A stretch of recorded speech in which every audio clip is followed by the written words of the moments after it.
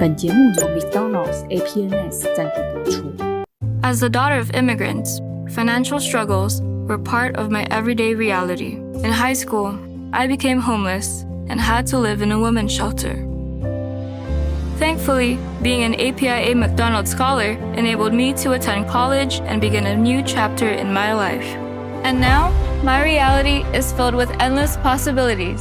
McDonald's 已通过 APIA Scholars 颁发将近400万元来支持学生。了解更多，请至 apanext.com。Welcome to the 2025 McDonald's Education Expo. So this event is sponsored by McDonald's and also proudly organized by our long-term friend, World Journal. And to be very specific, it's sponsored by McDonald's APA Next program. McDonald's has been supporting Asian Pacific Islander American students to pursue their educational ambition for more than 15 years, from workshops to mentorships and mental health initiatives, and to a change-maker content series. The APA Next program continues to evolve and just like the students they deserve. And to learn more, please visit apanext.com, spelled as apanext.com, or the McDonald's booth to understand the scholarship information, and let McDonald's help you achieve your academic dreams. When you apply to college, there are two different data. Data one is called hard data. The hard data is actually represented by your transcript, SAT scores, and some other data that's usually represented by numbers. That is actually the foundation of your college application. Colleges are looking for students. They are not looking for volunteers. They want to know, are you able to handle the work at my college? So that is that number one. Whether you're applying to a very selective private school or some very good public schools, this foundation is very, very important. It's a must-have thing. And then you have another data that's called soft data. The soft data usually actually present your character, your personal strength, and your ability, and so on and so forth. For your hard data, the most important piece of document is your transcript. That is the most important piece. Because on your transcript, there are three things people don't always know. Number one is your average, overall average. That's very easy to see. Number two is the trend of your progress. How did you develop from a 9th grade to 10th grade to 11th grade and to 12th grade? Usually when you apply to college, at the beginning, the 12th grade grades are not on your transcript yet. And the third piece, that is the rigor of your curriculum. Did you take challenging classes that are available to you at your high school? However, when you take AP classes, you need to do well. You just don't take the AP classes for the sake of taking AP classes. Soft data is actually represented by your essay, by your activities, by the level of involvement. We have heard your extracurricular activity involvement. I have heard this from a Yale admission person.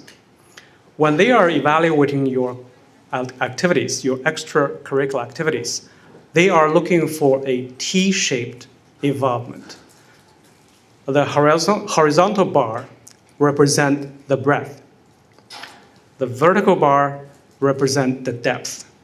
So you need to have somewhat of both. If you only have breadth and don't have depth, that's probably not good enough for some of those very selective colleges. A lot of people don't always know, do you know the college? Did you apply to the college because of its name? Or you apply to the college that's a suitable college for you, that's a fit for you? That is actually very, very important. Or most of the selective colleges, anywhere between Harvard and Duke and Chicago or Barnard, they are asking you, why us? Why do you think we are the best college for you? Or why do you think you're the best student for us? So they want you to know you applied for a purpose. You didn't apply to them because of their name. That's something they don't necessarily need to know. They don't want to know. They know how good they are, but they want to know if you are among the top candidates for them. There are a few other soft data that you should actually be aware of, but they are not the most important. I can tell you this straightforward. They are not the most important. Teacher recommendation, counselor recommendation. Are they important? Yes, but they are certainly not as important as your college essay or the essay that you wrote for the colleges to present your ability, your talent, and so on and so forth. Teacher recommendations focus on your classroom performance. Your counselor recommendation focus on your person overall. What's your place in the school? That's recommendation. It's important. I'm not saying it's not important, but compared to your presentation, it is not as important. Another one is called college interview. Only selected schools have interviews. Some will actually just interview people at random. They don't interview everybody. You need to understand yourself. What's your talent? What is your interests? What's your ability? And you should, in the past, during your high school years, you should record your high school experiences, your progress, your activities. Try to know yourself as much as you can. Know yourself as thorough as you can. Those would be a good foundation or materials for you to write your college essay. What do I write about? Write about yourself. Don't write about anything else. Write the most distinctive part of your college essay. You need to, when you write college essays, especially when you write supplemental essays, don't do these things.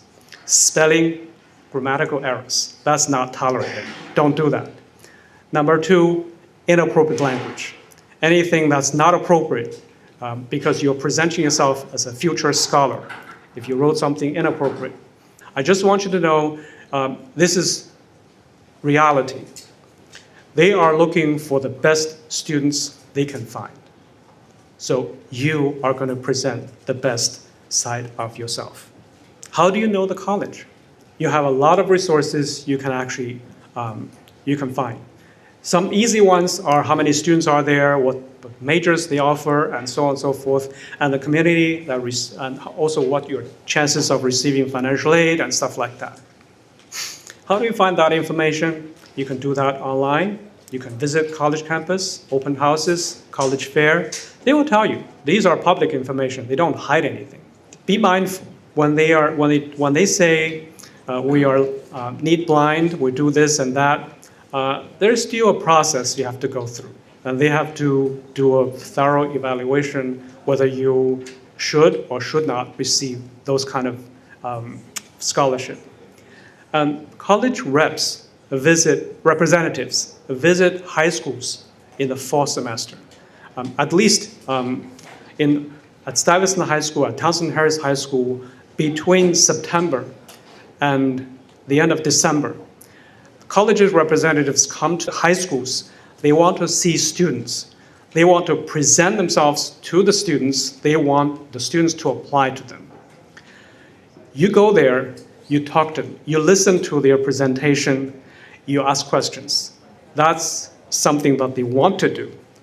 Unfortunately, some of the colleges come to the schools, students don't show up. When they apply to colleges, they never had any in-person contact with any of those college representatives. If you are at least interested in meeting with them, trying to ask some direct questions, in-person questions, that would be the best opportunity. They come here only once. Between September and the end of December, your guidance office or your college office should let you know who is coming at what time, when that's going to be held. If it is a very big school, very popular school, they may do that in the auditorium or the library. Know the accurate name of the college, and don't misspell the college's name.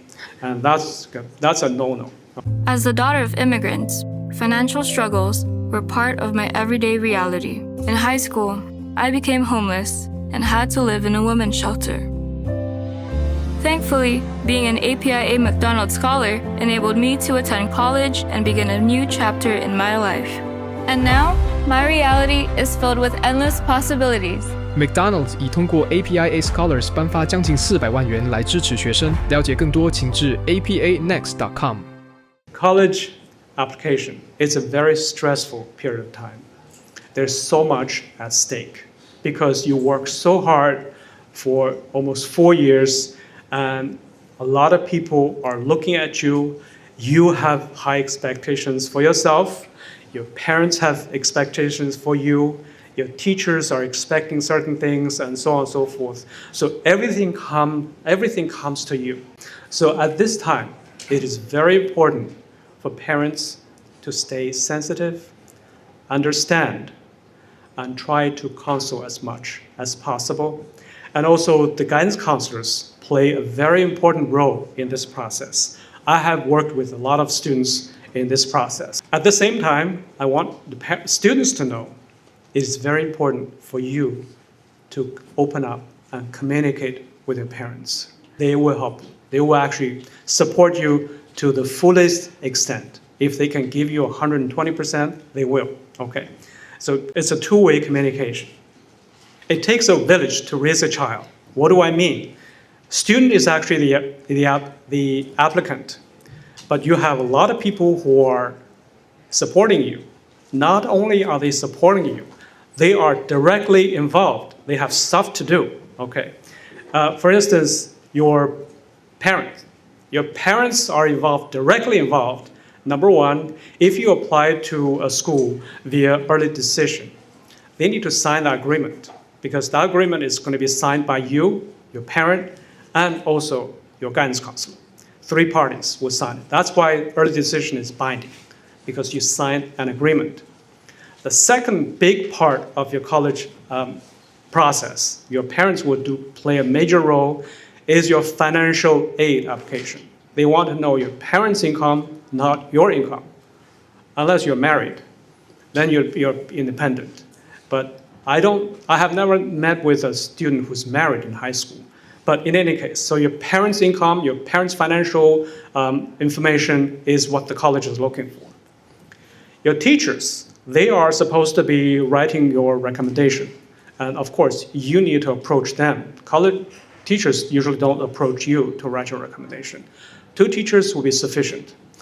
Your guidance counselor, your school counselor, will play a major role communicating with your colleges you apply to, writing your recommendation, and submitting your documents, including your transcript, and also your high school profile, and so on and so forth. This is something that the guidance counselors do. And each party has their own specific task. So that's what I just said. So it takes a village to raise a child. Communication with the other 3 parties are crucial. So it's a two-way communication. Students, please communicate with your parents during this process. Things will go a whole lot more successful, a whole lot more smooth. I'll give you a few examples of the scholarship programs. This is not scholarships. The first one is actually a very common one. That's called CUNY Macaulay Honors. This is a full scholarship for you to attend a CUNY college. For instance, Queens College, Hunter College, Brooklyn College, Santa Ana College. There are 8 campuses that are accepting this. It's New York State students. Then you would actually receive full financial aid. You don't have to pay a penny. Some colleges will actually offer you room and board. You can actually stay in dorms, but you have to apply separately. There's a separate scholarship. The application deadline for this year is November 17th. You need to have counselor recommendation, a teacher recommendation, and also you may invite another person to write it if you want to, but 2 recommendations are sufficient. You apply through the CUNY application portal. You don't apply through Common Application because CUNY does not use Common App. QuestBridge, college match program. It is a full scholarship to support students to attend selective private colleges, including all the Ivy League schools. They're looking for outstanding students with outstanding financial needs with an outstanding story. So 3 outstandings.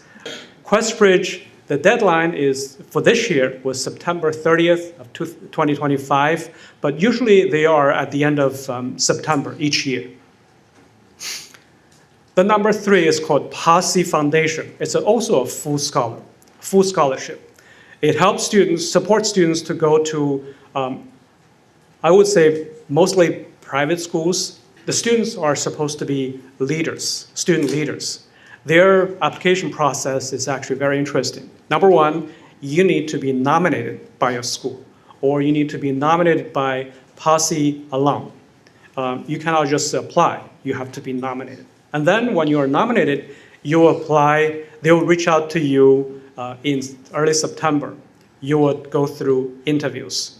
Once you are, they're going to receive your academic documents from your schools. So they're evaluating, they'll put everything together. They will say, oh, you're a candidate. We'll help you apply. This scholarship is not hugely popular because the schools they are associated with are not necessarily the best, most famous schools. But in any case, there's another scholarship program that's called, I would just an example, okay, Eugene McDermott Scholarship at UT Dallas. It's a full scholarship for students who are academically strong, service very involved, and also student leaders. The common application apply December 1st. And I'll just very quickly go through some of the financial aid application, what kind of documents you need, and what kind of scholarships there are. There is a need-based and there versus merit-based. Need-based is your family income.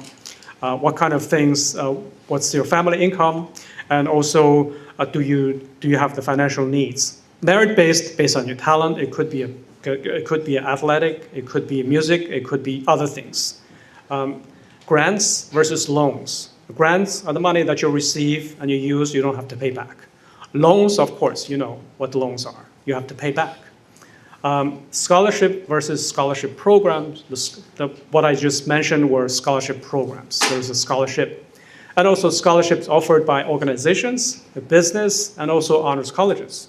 CUNY Honors College is a full scholarship. Some other colleges have no money involved at all. For instance, Binghamton Honors College, they have no money. They don't give you a single penny. For other colleges, for instance, Penn State, they have a scholarship program. They have a scholarship, but it's not a full scholarship. They give you probably 1/3 of the tuition or something like that. So it's different, various. And also, the document that you need to complete, one is called FAFSA. That's required by all colleges if they receive a single penny from the federal government. So that's usually universal, free application for federal student aid. The second one is called TAP, Tuition Assistance Program. That's a New York State application. If you're going to a New York State college, whether you are going to Columbia or CUNY or SUNY, you can complete that because you are in New York. You are a New York State resident, New York State. But if you get the money, if you do get the money, and you go to Princeton, the money doesn't go with you because TAP stays in New York. It doesn't go out of state. And CSS profile, that's actually on College Board.